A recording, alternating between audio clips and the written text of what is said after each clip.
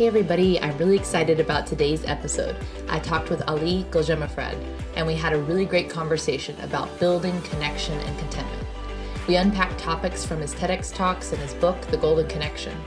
We also did some collective thinking to synthesize important ahas from our own roles in parenting and leadership. I so enjoyed learning from him in this conversation, and I think you will too. Without any further ado, here's my conversation with Ali Goljahmofrad.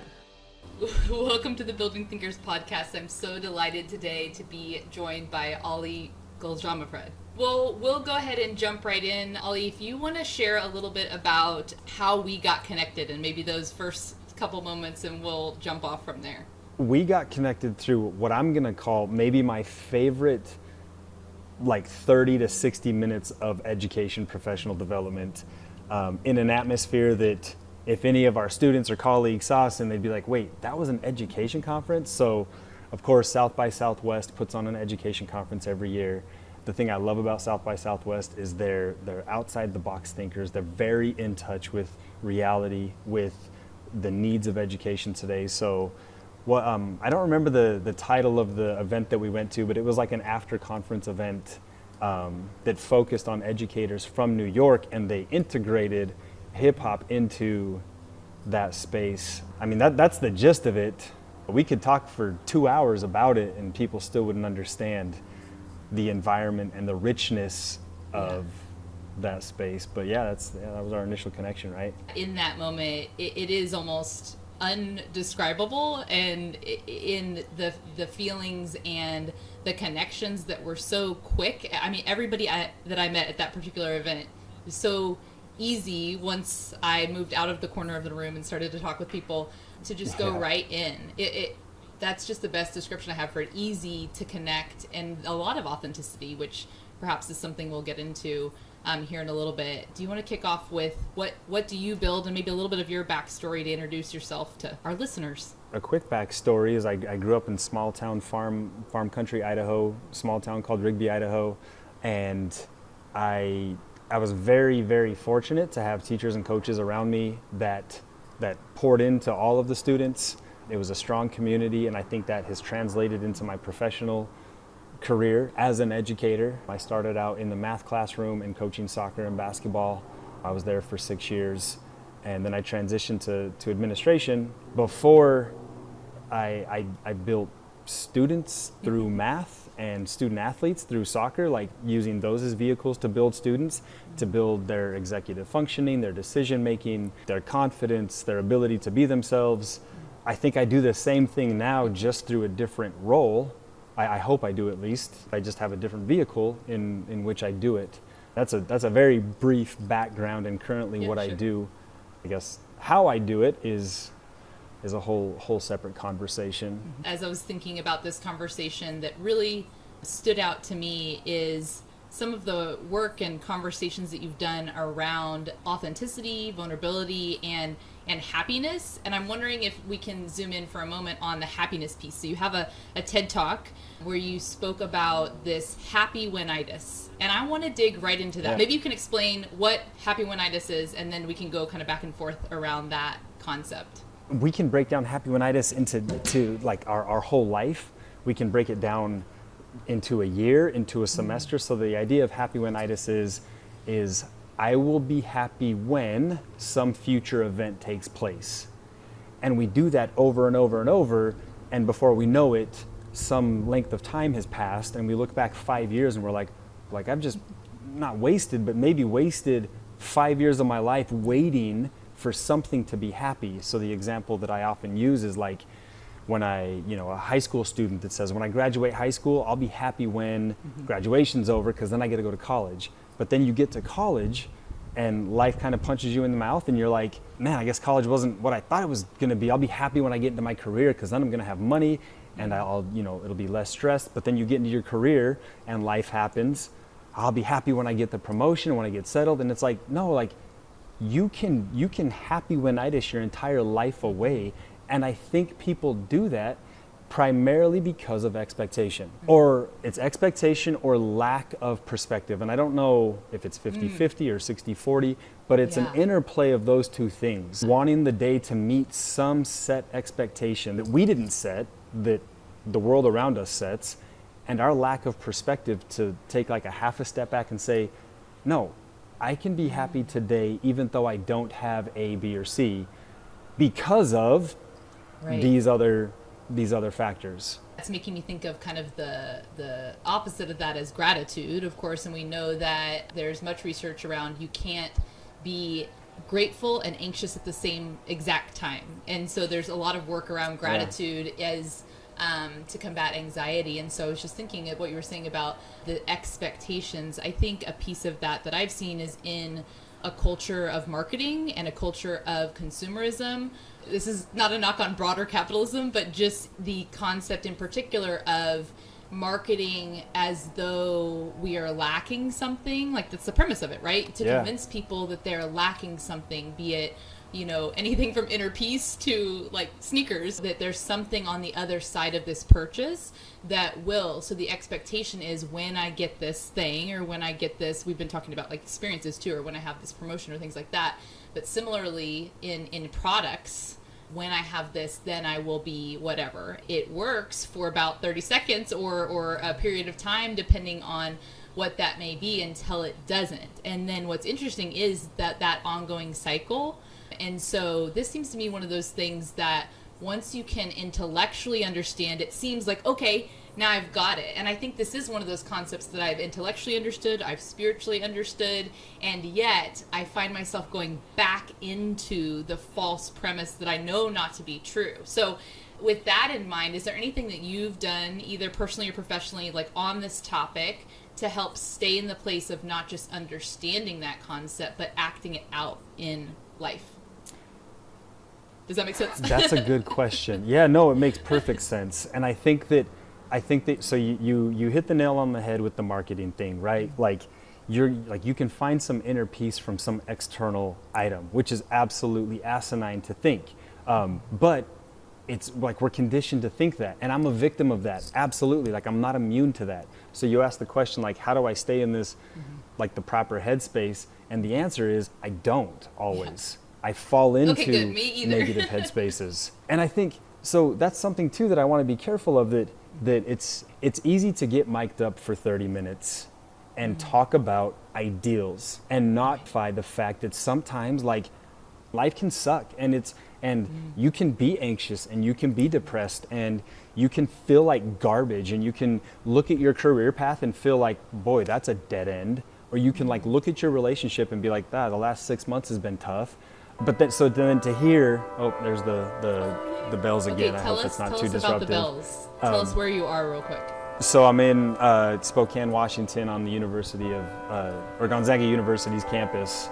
For us, part of our summer coursework for my doctoral program, we're required to be here, which is a fascinating requirement. It's not a requirement that I'm mad about at all, because Spokane's beautiful. So getting back into the, like, you asked the question, how do you stay in that headspace? And the answer is it has to be intentional. I'm not always there, and that's okay. Like, life happens. It's okay to feel your feelings, all of them. But I do think that that's also a slippery slope too. Like, it's important to allow people the space to feel. It's also important to not enable the perpetuation of those feelings beyond their necessary utility, if that makes any sense. And so it's for parenting, it's for coaching, it's for teaching, it's administrators. It's that can be applied to several different aspects. I really like the idea of being where your feet are. That's one of the ways I've gotten the closest to the intentionality part of it. And I think it is the recognition that, you're not always there. So for example, if I am in mom role with I have a 7-year-old, well now 8-year-old and a 4-year-old, boys, wild boys.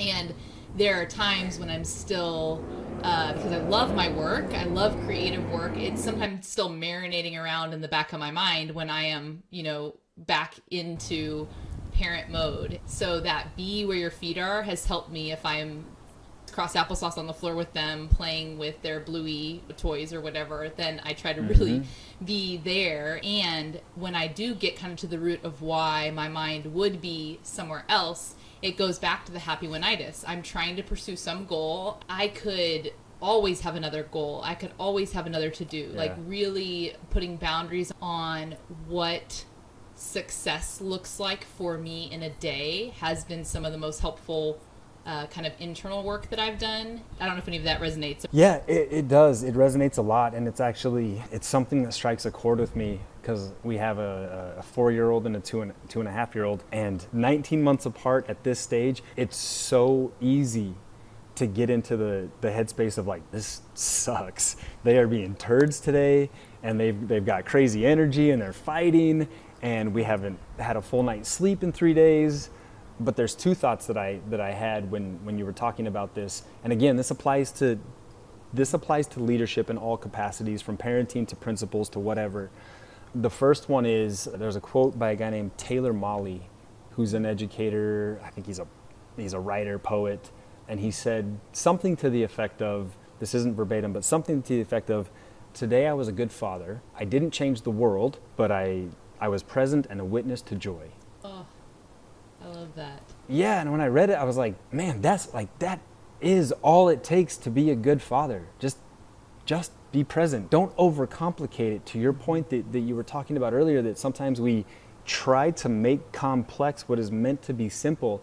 And to be a good teacher, holy cow, there's like infinite resources out there Right. that tell you how to be a good teacher, when it really just comes down to a few fundamental principles of having some structure, care about getting to know your individual students, and then doing your best to communicate the content. That's it. Like, now when I say that's it, that's like also saying like going to the moon is just like getting there and getting back. That's it.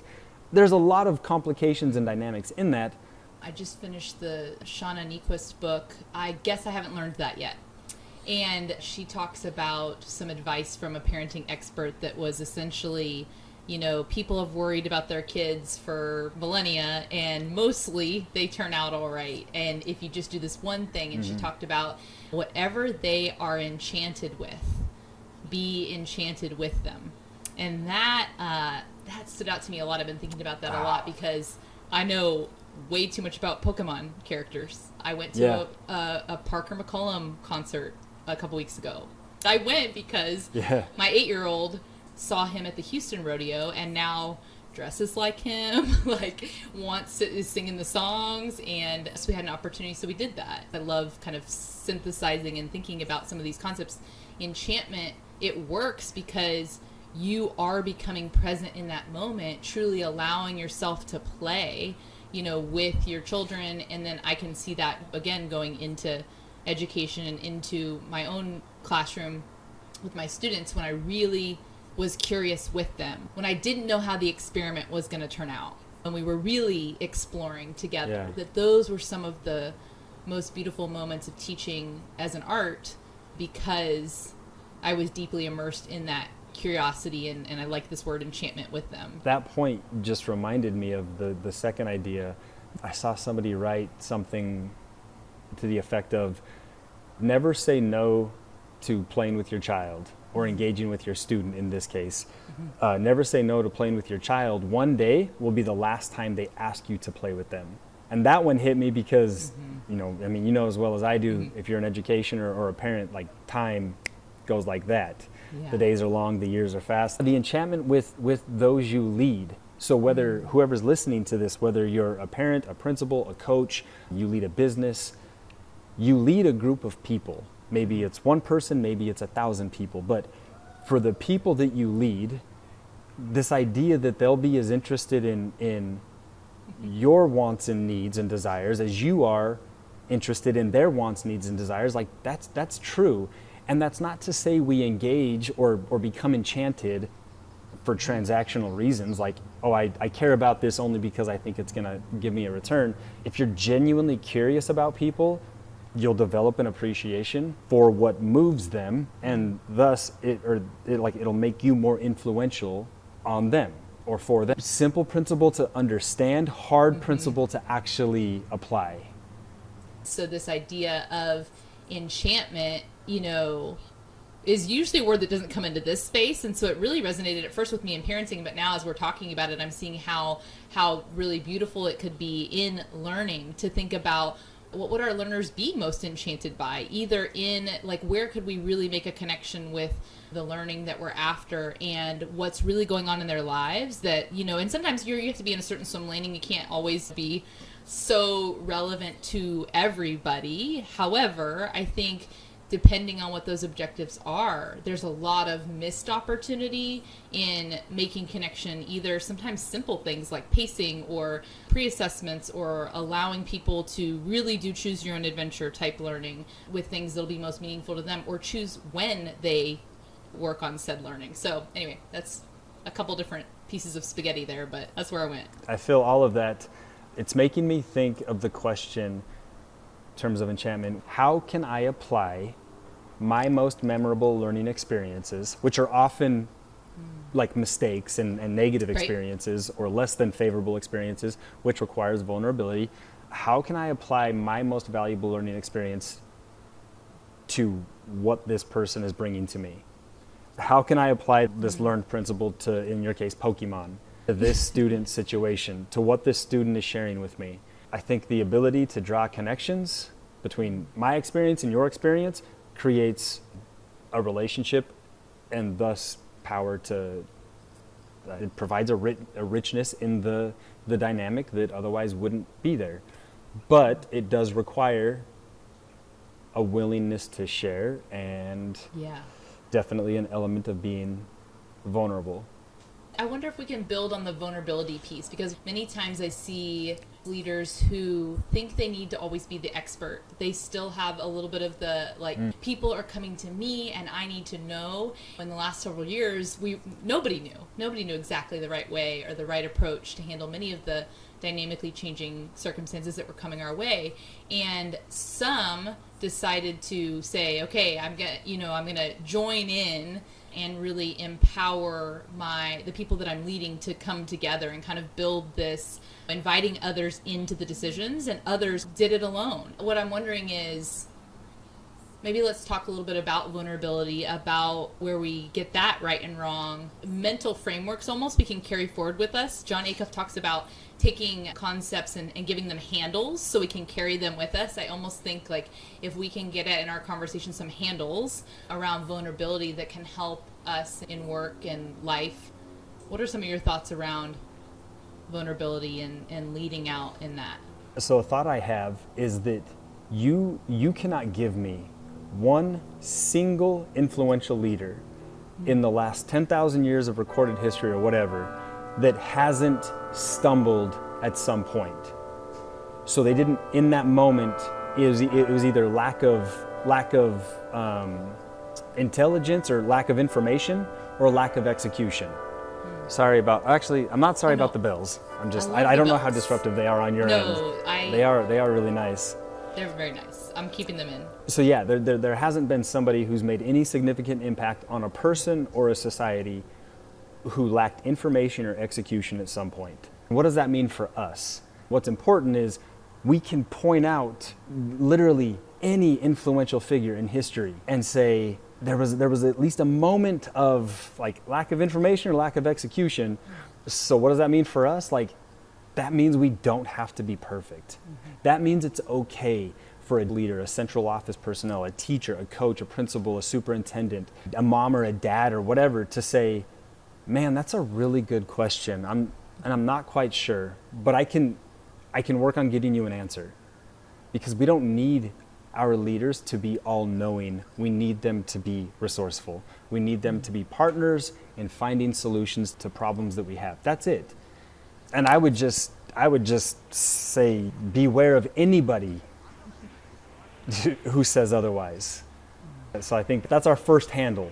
Our first handle on this concept is no person of influence has a flawless track record of knowing or doing. At some point they didn't know or they didn't execute quite perfectly, and they were still influential. So that means for us, we don't have to know all the answers, and we don't always have to be perfect. Now, when we don't know the answers, you have the resources to go find the answers. Right. If that's another person or a resource, whatever.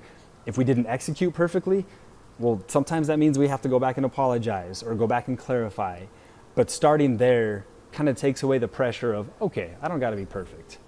This may turn into a potential handle. I don't have it synthesized yet, but another thing that I've learned in this area of vulnerability is really understanding the neurological and evolutionary reasons for us feeling like we should try to be perfect, or the things that give us that fear of why I'm afraid to mess up publicly, or I'm afraid to be vulnerable in places where I'm not sure if that's a okay place to be. It's helped me to understand that our brains are trying to protect us. So they're trying to, but it is that in between the thought and the allowing it to stifle us into perfectionism or into being afraid to share. I think it's recognizing the thought for what it is, to say, oh, my brain is trying to protect me. It's so easy to not start because we don't know all the answers yet. Most of the things, when I look back in my career and life to date, many of the things I next did whenever I took some sort of leap in career or in life, I wasn't quite ready for it, and it was outside of my comfort zone, and it was a stretch, but it was those exact things that then, through learning and researching and figuring out, because I love learning, allowed me to do the next thing. So one of those examples is I spent about 7 months teaching in the public schools of Mexico. And when I went there, I was supposed to be a teacher's assistant. I got there and I was the teacher. And I had 3 classes of 46 graders, 3 classes of 46 graders. And then I worked at a special needs school with kids 10 to 29, all different undiagnosed special needs, all in my second language. This was one of the, now looking back, pivotal moments in my own learning. And I'm so grateful that I did, because there was definitely a big piece of vulnerability in not knowing what I was doing really at all at the beginning, but by the end, having figured out so much more. I'm just curious, so you said you hadn't completely synthesized your thought to name a handle. I'm wondering if we can, from everything that you just shared from your experience in going to Mexico and then coming back and kind of pivoting your decision making there. I'm wondering what the takeaway is. One, I think, is this understanding why vulnerability feels scary and hard. Because I think Brene Brown and others have really helped us to understand and make it more socially acceptable. And I would say even there's some who push authenticity in a way that almost becomes non-authentic, if that makes it. They're like oversharing in a way to be authentic that then itself, sometimes I'm watching and I'm like, okay, there's that. So I think that there's a piece that is, vulnerability is hard because it's easy for our brains to get stuck in the what ifs, but that's actually trying to protect us. And I think the other piece is, when we are vulnerable, at least I have more examples of when I've been vulnerable and it's been a growth opportunity than any I can think of, at least right now, where it was a negative. Well, the 2 thoughts I have there are, so you talk about the what ifs and then like when to share. So with the what ifs, it's going back to that starting point of like understanding that we don't have to have all the answers. Like, well, what if I don't know? What if I fail? What if they don't understand what I'm trying to communicate? And it's like, yeah, like all of those things could and probably will at some point happen. So expect that, set that expectation, but realize that it's okay to not be perfect as a leader. Not to accept imperfection, but it's okay to accept that you're not going to be perfect, and there's a differentiation in there. And the second piece that you just touched on, like when to share, again, easier said than done, but I think the idea is pretty simple, because I hear you on like the over authentic, like the manufactured, and it's like it's disgusting. I hate it. It's such a turn off. Like I can't listen to people anymore. And I honestly, you know what the reality is? I was that. I was toxically positive, I know I was toxically positive to the detriment of the people around me. Some of which I still probably should pick up the phone and be like, hey, when we got into a debate about this, I owe you an apology for that. And as far as toxically vulnerable, I don't know if I've ever been toxically vulnerable. I'd have to think about that. But having experience, like being in that arena a little bit, I'm thinking, what principle do I have to share, and does it apply to this person? And if I can't name what I'm trying to share and it doesn't apply to that person, well, then it just becomes about me, or it's performative, which is about me. So to answer your question, if we had to answer your question, like when to share and what to share, it's like, well, is what I'm trying to share applicable to this person? can I clearly name it and communicate it, then yes. If not, then maybe now's not the time. Right. I don't know, just a thought. We want very quickly, when there is anything negative going on or something hard, we feel sometimes a pressure to like almost fix it for people or go to advice when we're not being asked. The best time to give advice is when asked for it. One of the other questions that was coming to me as you were talking was about how did you recognize at this moment in time that there was a time in which you were a part of toxic positivity? What shifted for you? Because I hear a lot of self-awareness, and I'm just kind of curious about that. I don't know, Tracy, that's a good question. What I do know is I'm grateful for my friends around me who at the time, I know they recognize like, you're being like cringily toxically positive and you're not enjoyable right now, but yet for some reason they stayed my friends. So I'm grateful for them for that as they like pull me through this journey. That's a good question. It's not something that can be taught in a weekend or a seminar. I think for me, it's been an organic process. Maybe seeing that just keeping your head up actually doesn't make me feel better. It doesn't make my problems go away. It doesn't make me feel any less anxious. Recognizing that though I have issues, like I still have my eyesight, I still have my movement, I have my health, I have a good job, I have all these reasons why I should be happy. So just be happy, like recognizing that isn't effective and it doesn't help. I went through and read your blog and there was a post that was Dear Cyrus, and I want to read your words to you like Brene does. And one of the things that you said that stood out to me was, my only real concern is us finding the balance of not doing for you what you can do for yourself and being there when we need to be. So I'm just wondering, as you think back to that, my only real concern is us finding the balance of not doing for you what you can do for yourself and being there when we need to be. Just anything that stands out to you about that, looking either from the parenting perspective or leadership, and go where you want. Yeah, and I think that applies to so that might be the answer to your question of like how I've gotten to this space. Looking back, I had principals, administrators, people that I can name: Melvin Eckerd from San Antonio, Leah Fickle from San Antonio, Brian Norwood from San Antonio, Rob Reinberger. Like these are all people who I know in the moment, Shane McKay from San Antonio, who in the moment recognized a shortcoming of mine, but allowed me to continue being myself, kind of like guiding me as an educator, as a coach, shaping me, and never telling me explicitly no, which they were helping build my capacity by allowing me to be me, but like, I don't want to use the phrase meeting me where I was, but they were doing that. Yeah, while still holding high expectations. And maybe sometimes people that are in different places in their career, I've had similar experiences to that, like they can just see the 30,000 foot view and they know that, you know, we could go right at it today and maybe lose a relationship, or it may not, or we can guide, like you're saying, almost have some guardrails and some guidance that isn't so direct on the nose in those moments, and kind of having the knowledge to know when is the time for which approach. Yes, knowing when is the time for which approach. I think there's a deep wisdom in that. It's something that I'm still learning about. I don't have a grasp on. It's something that I can conceptualize, but employing it is a different story. I think part of it is the ability to say, which they probably did. A lot of my mentors probably said this about me, but like having the ability to say, that person's at an interesting point in their journey for them to think that way and to say that.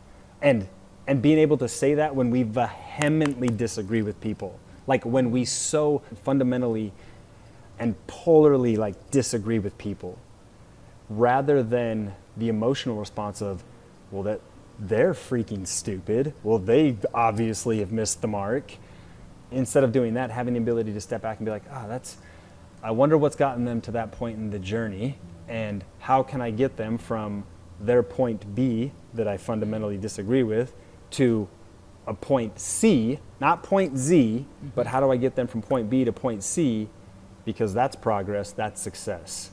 Point Z, the end is not success, but progress through the journey, that's the success. It's making me just think about, the space for conversations like that, looking at that longer term, just the progress. And so it's kind of I'm just going to cancel this relationship or walk away, instead of the willingness to do the hard work that I think connects us back probably to vulnerability, but also to another topic that you dive deep in the book that you wrote around connections and relationships. What drew you to write a book on connection and relationships?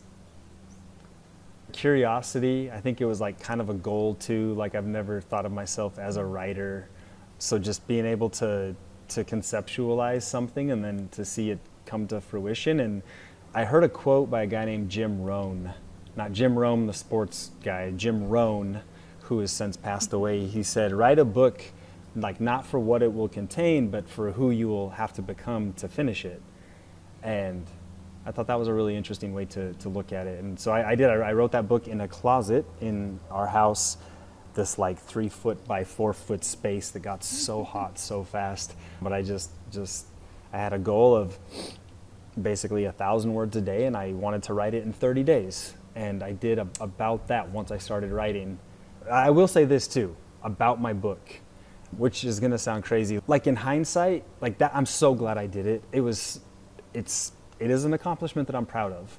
But to anybody listening, like, don't look it up and go read it. Like, don't do, like, go read all these other people that we talk about, because there's not a single original thought in that book.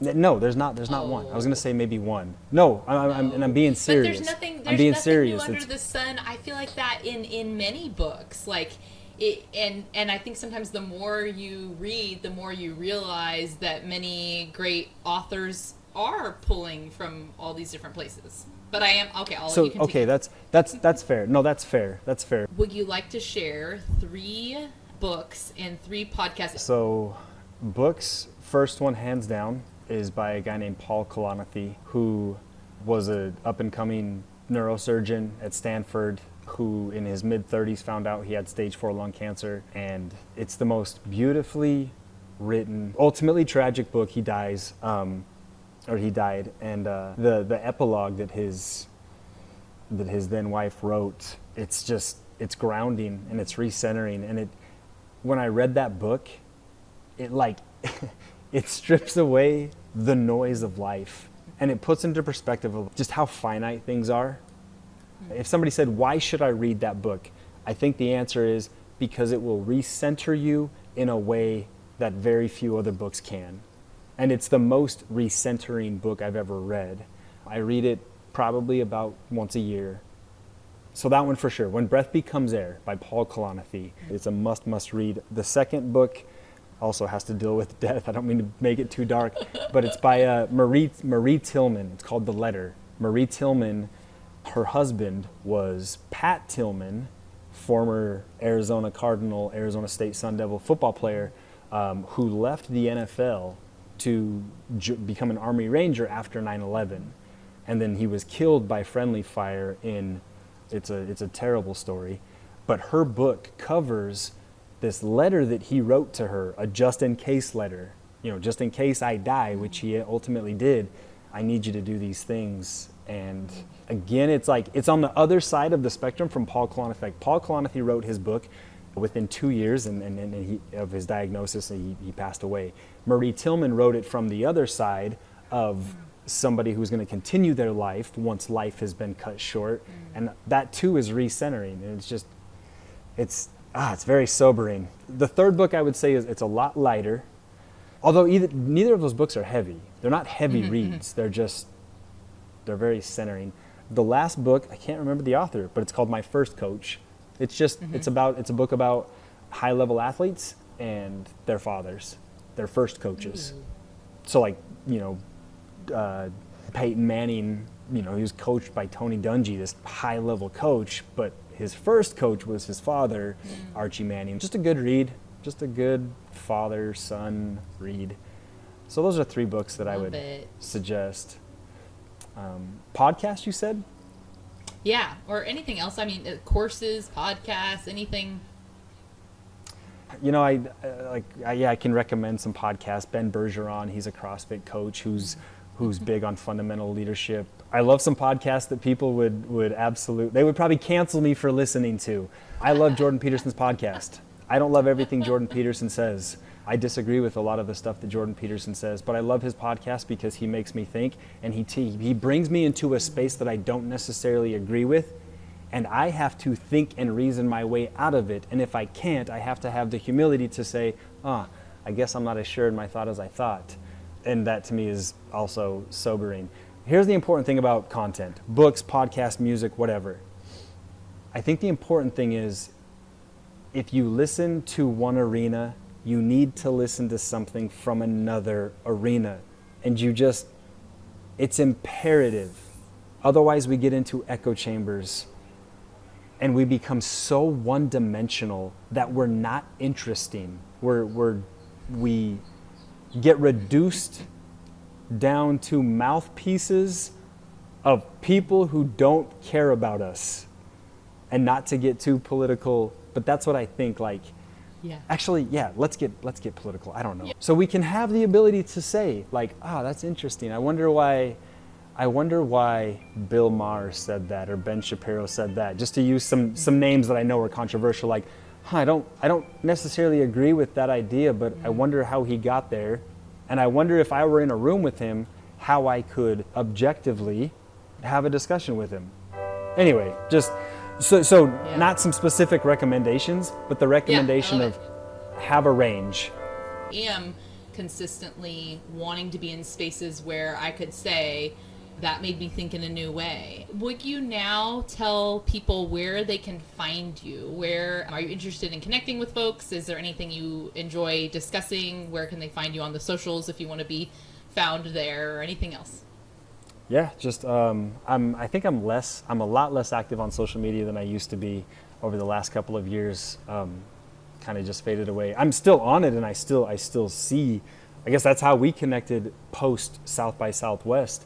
Is I saw you and Alton. Man, shout out to Mr. Riggins. If you are listening, my friend, I know we spent less than 2 hours together, but what a good person. So if you're listening to this podcast, I miss you, my friend. And if any other listeners haven't listened to Alton's interview with Tracy, go check that out for sure.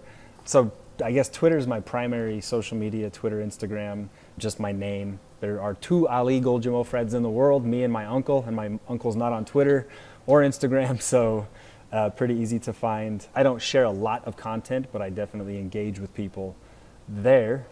My relationship with social media is, because of what you said, has shifted, because I recognize, I'm not smarter than, I think they do have me pegged, and I don't want to live in that echo chamber.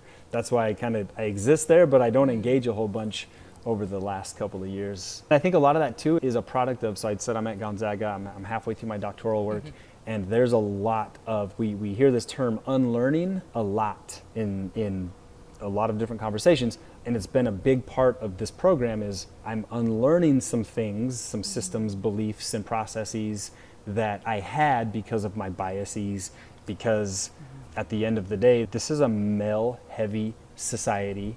A lot of our organizations are male-dominated organizations, predominantly white institutions that I've been a part of and that have shaped my perspective, which I'm realizing is pretty narrow. And so I'm trying to unlearn some things to take away some of these barriers. Anyway, speaking of digressing, boy, you asked me how people could connect with me, and here I am talking about, anyway. I know we could have so many conversations on these different topics, and so maybe you can come back on in the future and join us again. Absolutely. Ollie, thank you so much for your time and so much for connecting. And I look forward to our ongoing friendship and as we journey in education and leadership and all of that. So thank you so much. Likewise. Thank you, Tracy. Good talking to you. Thanks so much for listening to the Building Thinkers podcast. Don't forget to subscribe and share with your friends. And please leave a podcast rating and review. That helps more listeners find us in the world of podcasting algorithms. You can find out more about my instructional design work at www.buildingthinkers.com. Thanks again for tuning in, and I'll see you all in the next episode. And remember, there's no limit to what you can learn.